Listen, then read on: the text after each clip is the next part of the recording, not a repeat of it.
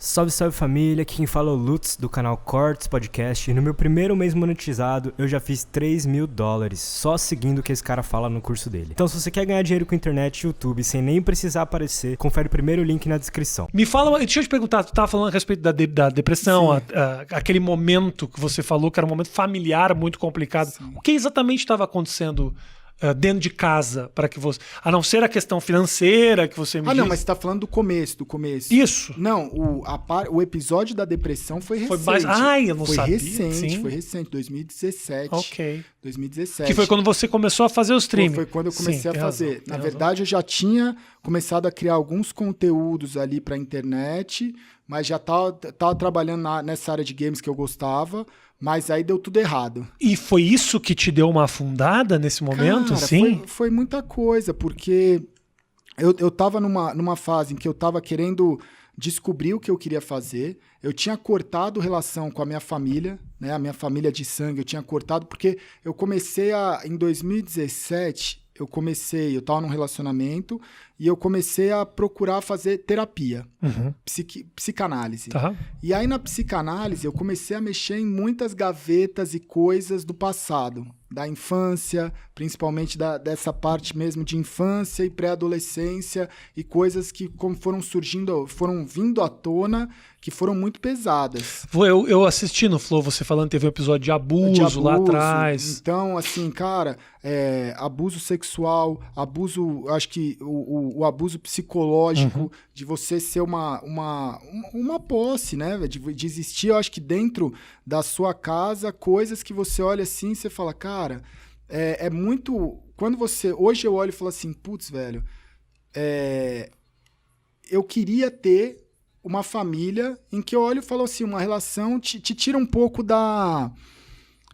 É a inocência mesmo. Depois Irmão, que você perde isso, a vida muda, cara. As experiências que a gente tem familiares na infância, como as que você passou, como todos nós passamos algum tipo de experiência, obviamente a tua foi muito dura e tudo mais, nos marca para sempre e cria e molda a nossa personalidade. É muito louco como a infância, ela basicamente pavimenta a estrada pro resto da tua vida. E por mais assim que eu sempre fui essa pessoa de buscar me relacionar e ter amigos, eu percebia que eu sempre tive muita raiva em muitas coisas. Eu sempre tive muita raiva, eu sentia muita raiva, eu tinha muita raiva. Minha mãe falava que eu tinha muita raiva com ela e ela não sabia o que era, sabe? Só que o seu cérebro, ele vai de alguma forma bloqueando aquilo, deixando aquilo de lado, escondendo aquilo para você mesmo. E eu acho que você vai passando isso, só que vai internalizando de uma forma que cada um tem um jeito. Então, eu olho assim, falo várias coisas. Hoje eu consigo entender as atitudes que eu tive na minha infância e na minha pré-adolescência, que eu falo, mano, que doideira, velho, não era culpa minha.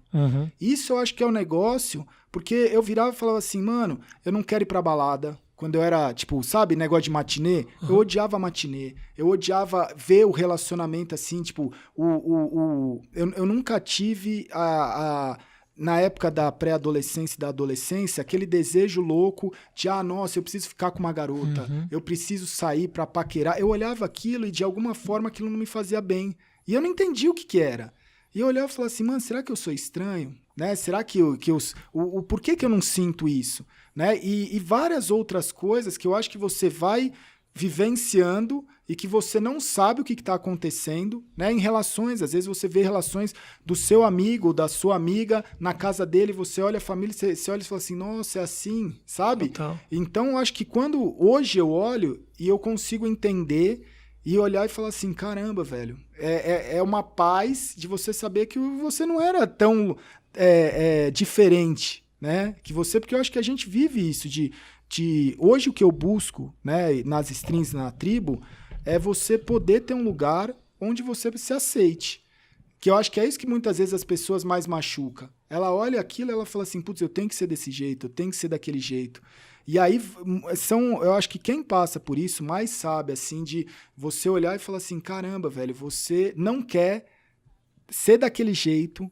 Muitas vezes você nem sabe o porquê que você é daquele jeito, a culpa não é sua, mas você não consegue, a sua cabeça, ela fez com que quase que apagasse, e aí através de um trabalho de psicanálise ou alguma outra terapia, você relembra e traz muitas coisas que é muito duro, mas eu falo assim, mano, que bom que eu fiz, sabe? Que bom que é um negócio em que hoje todo aquele peso, eu acho que ter essa lucidez de saber que é uma merda, que eu não queria ter passado, que eu não desejo pra ninguém, não é legal, não forma, acho que caráter, não forma a resiliência, é outra coisa. Sim. Tipo, cara, você... as coisas que me trouxeram até aqui, eu não gostaria que filho nenhum tivesse isso, mas é o que me trouxe até aqui. Então, não é um motivo de Você está falando orgulho. especificamente do episódio de abuso. Mas assim, eu acho que quando você tem o episódio de abuso, é uma das coisas, né? Porque ele acaba sendo uma semente de muitas outras coisas. Porque assim, o abuso sexual é uma coisa que ele te marca, ainda mais quando eu acho que é dentro de casa, numa relação, né, onde você tinha que ter a maior segurança do mundo. Com a sua mãe foi exatamente. Né? Então, eu acho que assim, quando você tem esse tipo de coisa, é um episódio.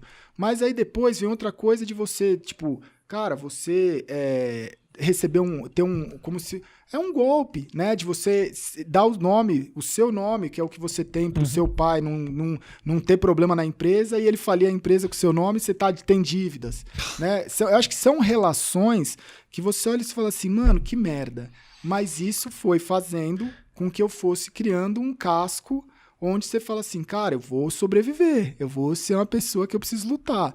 Só que isso também te traz cicatrizes, isso também te traz marcas, isso te traz coisas que por mais que hoje a vida seja boa, eu acho que eu consigo tentar balancear ao máximo de olhar e falar assim, mano, que merda, né? Quando eu olho, eu falo assim, Deus, obrigado por tudo. Mas de vez em quando ainda te pega, de vez em quando ainda te... Pega, apesar de você ter conseguido direcionar essa energia de uma maneira muito produtiva e tudo mais, ainda você toma uns baques. Eu acho que é você ter a consciência de que você vem pra cá aprender alguma coisa. Se é isso que eu tenho que aprender, eu vou tentar levar da maneira melhor possível. E aí eu vou tentar ser grato, né? De virar e falar assim, cara, que bom que eu posso curtir coisas que hoje eu não poderia curtir, ou pode ser que em alguma outra vida eu não conseguia curtir. Claro. Então eu acho que você não consegue olhar e dar o valor quando você não sabe o quanto aquilo vale. Né? Então eu acho que assim, é aquilo que eu falo muitas vezes, eu falo, cara, você só dá valor ao seu pé quando você vira e chuta uma quina, ou você quebra o seu pé e você acorda e não consegue ir no banheiro. Exato. Você só sabe que você tem um dente quando o seu dente tá lá doendo tanto que você não consegue comer e fala, que merda, eu não consigo nem respirar de tanta dor de dente. Então, eu tento olhar e falar assim, cara, eu não vou olhar só as coisas ruins que aconteceram. Eu vou ser grato às coisas boas que estão acontecendo, mesmo que pareça que isso não é coisa boa, porque a pessoa, ela pega as coisas boas para ela e ela acha que aquilo ali é o que tem que acontecer, né? Tipo assim, eu tenho um emprego. Eu não agradeço todo dia que eu tenho emprego, até eu ser demitido e pedir pelo amor de Deus para eu conseguir um emprego novo. Ué, e todos os dias que você estava empregado e você fica, né? Eu acho que... Os relacionamentos amorosos que faz um casamento, eu casei 13 anos. As pessoas, por que não deu certo, meu irmão? Tem um filho, 13 anos de alegria, vou eu ficar também focando ou até mesmo quando acontece alguma coisa, sei lá, tem uma traição no casamento. Isso. Aí você fala, nossa, Deus me odeia porque ele colocou do meu lado uma parceira que me traiu. Mas você agradeceu a Deus todos os 13 anos, ou 15 anos, ou 10 anos, ou 5 anos que você teve do lado dela acordando e não tinha acontecido nada? É difícil pensar assim, é difícil, mas quando eu olhei e tento racionalmente olhar, porque quando deu a merda mesmo, eu acho que a única forma que eu consegui foi olhar e ter um discernimento e falar assim, cara, se eu não for muito racional e se eu não fizer o que eu preciso fazer, como se fosse uma fase de videogame, você tá ali tentando. Se você não parar e falar assim, cara, eu preciso fazer isso, não adianta eu passar nervoso, não adianta, eu posso até estar nervoso, mas eu não posso, né, fazer deixar com que isso aquilo te derrube, né? Com que aquilo impacte. Eu posso estar com raiva, eu posso estar nervoso, eu posso estar, triste, mas aí eu olhei e tentei racionalmente falar assim, cara, eu vou fazer isso, o que precisa ser feito. E eu acho que eu sinto muita falta, assim, dessa época onde você é colocado numa situação de uma pressão tão grande que você... Porque eu gosto da pressão, eu gosto da competição. E aquele momento da minha vida foi um momento que eu virei e falei assim, cara, eu vou fazer isso, vai doer, mas eu vou tentar fazer isso da forma mais digna e da melhor forma possível. Então, eu acho que isso daí eu consegui levar, que foi o que eu falei no Flow, tal, da vida é bela. Tipo assim, cara, você tá no meio da merda, você tá no meio da guerra, você tá num campo de concentração, tá tudo horrível. Você vai ter que passar por aquilo, irmão. Não tem nada que você vai fazer que não vai te fazer passar por aquilo. Ah, mas é muito difícil passar por uma forma digna? É muito difícil. Mas você que vai escolher se vai passar ou não. E aí, quando eu olhei e eu tive, eu acho que pelo menos essa clareza de olhar e falar assim, cara, eu posso fazer desse jeito. E aí eu comecei. Aí primeiro dia, segundo dia, e eu fui documentando isso. Porque eu fui gravando stories, eu fui nas lives, eu fui fazendo uma forma onde as pessoas foram vendo essa evolução, foram vendo que, mas pô, o que você faz pra vida melhorar? Eu falo, mano, não seja um cuzão. Mas você era um cuzão? Todo mundo é um cuzão, cara. Todo mundo. Até o momento que você fala, eu não vou ser mais um cuzão. Mas o que significa não ser o cuzão? Cara, significa você estar almoçando e você vê no vidro alguém lá do outro lado da rua que não tem o que comer e você consegue comer a porra da sua comida tranquilamente, levantar, pagar a conta e ir embora e não oferecer um prato para aquela pessoa ou não, se você não tem o dinheiro para oferecer um prato, pegar e separar um pouco e pedir para, né, embrulhar e você levar para aquela pessoa. Quantas vezes você olha e você fala assim, mano, esse problema não é meu? E na minha cabeça, quando eu olhei e falei assim, cara, não ser um cuzão é não fingir que esses problemas ao seu redor todo dia estão acontecendo, eu acredito que as coisas tendem a melhorar. Então, mas pô, o que eu escuto muito, eu queria ter a condição que você tem hoje para ajudar as pessoas financeiramente. Eu falo, cara, você tem a coisa mais rica. Porque você está falando que você não tem condição porque você está desempregado, que você está sem estudar, então você tem tempo, irmão. Você está na minha live aqui gastando seu tempo. Não que não seja bom, mas se você tem tempo, vai em algum lugar e ajuda com o tempo. Sim. Você vive num mundo onde você se engana dizendo que você gostaria de ter um dinheiro para ajudar os outros. Você gostaria só de ter o dinheiro.